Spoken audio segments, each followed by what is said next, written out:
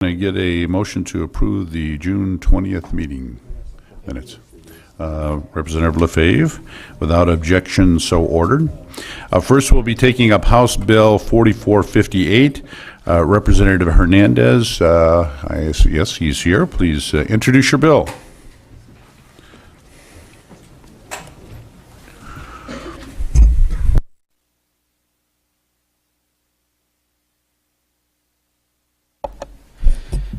Thank you, Mr. Chairman, committee members. Appreciate the time to speak on House Bill 4458 today.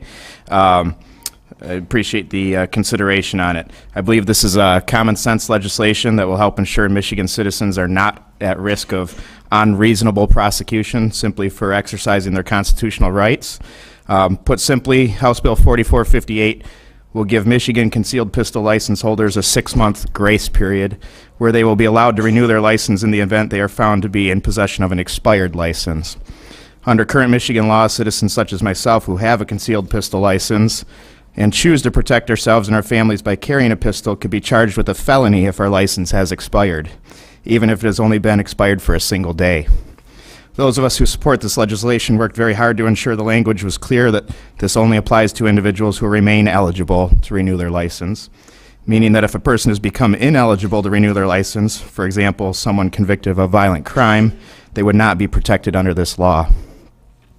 I'm well aware that any legislation which involves our constitutionally protected right to bear arms has the potential to be controversial. However, I believe that all of us can agree that we do not want to see law-abiding Michigan citizens charged with a felony because of a simple oversight. And a couple of things I want to add to this. Again, this only applies to people who have gone through the legal process and the training to obtain a concealed pistol license. These are not people who intended to break the law. They have gone through all of that training. They've obtained their concealed pistol license. And the other thing I'd like to add is that currently in Michigan law, if I never obtained my license and I was caught carrying concealed, the penalty is up to a 5-year felony, and it is the exact same penalty for somebody who did get their license and has only had it expired 1 day. So we're trying to put in place something here that is what I think is reasonable, that if somebody made a mistake, our lives are very busy. We have all kinds of things we're keeping track of for renewal. If I made a simple mistake, that the punishment matches the crime. So thank you. Thank you. Do we have questions? Yes, Representative Grimal. I wonder if what's to prevent those who hold the concealed carry license to simply think of this grace period, if you will, as extending the time until which they have to renew their license? Well, I don't think we're going to have anybody purposely go past their date. This is to address people that are making a simple mistake. I mean, it does expire after 6 months. If you haven't renewed it, then you're going to fall under the existing law, and if you get caught at that point, you could be charged with a felony just as it is now. Well, I mean, I say that only because often when people are renting an apartment and they have a 5-day grace period until they're hit with the late fee. For a lot of folks, they just think, well, my rent's due on the 5th instead of the 30th of the previous month. And I wonder how this is different also from the tabs on our license plates. And we have a hard day cutoff to renew our tabs. That used to be a misdemeanor. I believe now it's a civil infraction under state law. And how is this meaningfully different from that? Should we be giving those people a grace period as well? Well, we're not saying that it's not they're not committing and violating the law. We're just making their punishment match the crime. I mean, you just said that those people are given a civil infraction or a misdemeanor. Right now, we're taking somebody who had a CPL, followed the law, and we're threatening, or we're opening up the possibility they're charged with a felony. I just don't think that matches what they've done, and I mean, it could result in them not even being able to own a firearm at that point. I believe there's also still a $30 fee that, So the way this is, you could pay a $330 civil infraction. That number came up just approximately 3 times the cost to obtain a CPL, or you have 60 days to treat it as like a fix-it ticket where you could go renew your CPL and prove that you got that renewal. So I guess that's my point, though, is that when, in other contexts where there's a deadline, and I'll use the license, the driver's, the license plate tab renewal. So one is obligated under the law to renew that on his or her birthday. And if he or she doesn't, and the police pull that person over, they are liable for a civil infraction fee. Now, I agree with your observation that that's substantially less than a felony, but there's no sort of fix-it period where they can get off totally scot-free. The assumption is that they will pay a fee under all circumstances for failing to renew their license plate on time. Why not have something similar here, where they're definitely going to be hit with a civil infraction, if not a misdemeanor, regardless of whether or not they have this 60-day period fix-it opportunity? It's just simply not the way the bill is structured. I mean, I think that somebody should be given the opportunity to say, yeah, I made a mistake, and renew it, and they're going to pay their $115 fee to renew their CPL license and go on as a legal gun owner. any other questions? We have Representative Cole. Thank you very much, Mr. Chair. Just another reason why we need to pass the constitutional carry bills is so that we don't run into the problem of someone that had let their concealed license expire. I did have this happen to me where I checked it on my birthday and I realized, wow, I need to renew my CPL. This was a couple of years ago. And I wasn't able to carry for a period of time while I waited for my new license to come in the mail. So I just want to make that statement. And also, this is very different than a driver's license because this is a constitutional right to keep and bear arms versus a privilege or a license that is not a constitutional right of such as a driver's license. So thank you very much. Thank you, Representative Sowerby. Thank you, Mr. Chairman. Thank you, Mr. Hernandez, for your testimony on this. I too have an issue with this grace period and why the 6 months? Why not 3 months? Why not a year? How did you arrive at the 6 months?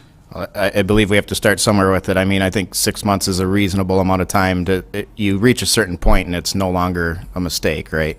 I mean, I know that there's organizations that are saying a year because it's renewable on your birthday, so a lot of people are going to think about it on their birthday. You know, I think a CPL is somewhat unique in that it's a 4 to 5 year period, depending on when your birthday was and when you received it. So it's not something you're thinking about constantly. Like, you know, for my license, I think about that every year. It's something I do every single year. This is every 5 years. It's something that's in the back of your mind. A lot of us forget about. I just thought 6 months is a reasonable period to be able to say there's a point where it goes from a mistake to, you know, I've been negligent in this.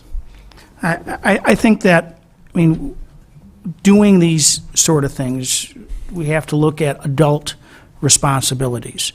Nothing more important as an adult than the constitutional right to carry a gun, but also the fact of being an adult is knowing what the consequences are by not following the rules. It's like, you know, I was the treasurer of Clinton Township for 20 years. You know, taxes were due by March 31st. I'd get those people come in and argue all the time, I don't want to have to pay the penalty. Well, guess what? You do, because this is the law, these are the rules. And there's lots of times when we might make mistakes, and there's a process to fix the problem, but there are penalties involved if you don't make the deadline. Renewing license plate on a car, renewing your driver's license, renewing your CPL. And these are important parts of being an adult.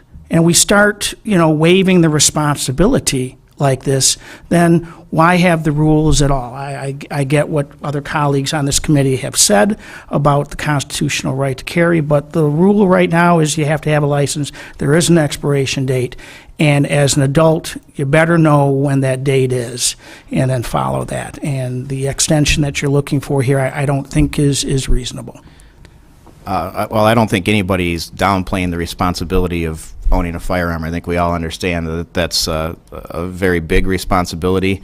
I think what we're doing here, and that I would keep coming back to, is somebody pays their taxes the day after or renews their license the day after. We're not charging them with the felony. This is somebody who's made a mistake, and we're putting a penalty in place that is reasonable Misdemeanor? for Have what you has happened. considered changing it to a misdemeanor? I think a civil infraction is reasonable, and an opportunity to renew is also reasonable. Thank you, Representative Guerra. Thank you. I just want a point of clarification, I guess for the record. Really, it's longer than 6 months, because if you're caught at the tail end of that 6 months, you're given an additional 60 business days, which will really amount to 9 months, correct? I suppose if you were caught at, on the 6-month date, you would have the 60 days to renew. So that'll be 9 months without someone carrying without a valid license, and they'll face no penalty. 8, but correct. I think if it's 60 business days, it amounts closer to 9 months. Okay, thank you. Thank you. Any other questions? If there are no other questions, thank you very much for your testimony. And next we have Jason Gilman Jr. of Michigan Open Carry, who is testifying in support of the bill. And you had down for 3 minutes, which is a good time because we got quite a bit to go. Thank you. Mr. Chair, honorable members of the committee, like I said, I'll keep it to bullet points. We very much support this bill. We just have some tweaks that we'd like to see made, but overall it's a good bill. First point is we think the fine should actually be decreased to $100. This lines up with other sections in the Firearms Act, such as 425F. Basically, where, in that case, you have to have your CPL with you when you're carrying a concealed pistol. If you don't, you get stopped. It's a $100 civil infraction. So say you're cleaning your wallet at home, forget to put your CPL back in, $100, civil infraction for essentially a simple mistake that anyone can really make. The other thing we'd really like to hit on is increase the applicable window to 1 year, and that lines up with the 1-year renewal period that currently exists in the statute. So that's the two key things. Otherwise, we think it's a move in the right direction to keep people's lives from getting ruined for a simple mistake. Thank you. Any questions? Apparently not. Well, thank you very much for your testimony. Thank you, sir. Next we have Wayne, can't quite get that first letter, if it's Wampaneras. And neutral on the bill in 2 minutes, and please keep it within that. As I said, we're getting low on time.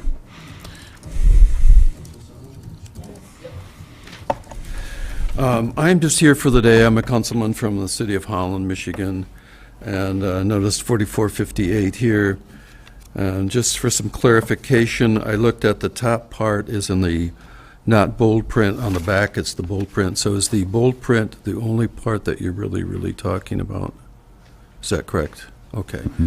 And just looking at the first part, I was really surprised. It seems like it lacks a lot of clarity and definition and vagueness, but again, I have no real disagreement with the bottom part, although the 5 years seems like a little, the fines seem a little bit heavy, but the bill, I didn't really know how it fits in here. It seems to be somewhat double talk, et cetera, in here, and I had some concern about this. If this were coming to a city council, we certainly would take a very close look at this. So appreciate your time. Thank you. Thank you very much. Next, we have Barry. Does not want to. Support of the bill is Barry Schekinger, Michigan Coalition for Responsible Gun Owners. We are not going to be voting on this bill, so I thank the participants in the testimony. Next, we'll be taking up